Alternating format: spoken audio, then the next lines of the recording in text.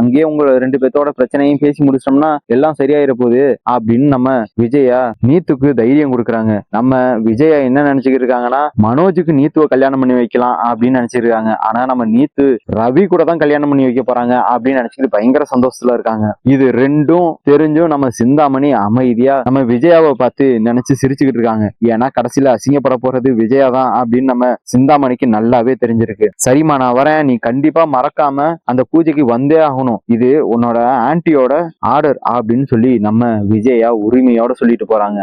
வீட்டுக்கு வந்த உடனே நம்ம விஜயா இருந்துகிட்டு எல்லாரும் வாங்க, உங்களுக்கு எல்லாம் ஒரு நல்ல விஷயம் சொல்ல போறேன் அப்படின்னு சொல்றாங்க. என்னம்மா என்ன விஷயம் அப்படின்னு நம்ம மனோஜ் சிரிச்சுக்கிட்டே வந்து உட்கார்றாரு. உனக்கு தாண்டா, உனக்கு ஒரு நல்ல விஷயம் சொல்ல போறேன். ஒரு வழியா அந்த ரோஹிணிய நீ அத்து விட்டுட்டு நீ சந்தோஷமா இருக்கலாம் அப்படின்னு சொன்னோன்னே நம்ம மனோஜ் இருந்துகிட்டு அப்படியாமா என்னாச்சு, டைவர்ஸ் கிடைச்சிச்சா அப்படின்னு கேட்கிறாரு. அதெல்லாம் இல்லடா, டைவர்ஸ் எல்லாம் இன்னும் கிடைக்கல உனக்கு, ஆனா இன்னொரு நல்ல பொண்ணு பார்த்துட்டேன், முன்னாடி பார்த்த மாதிரி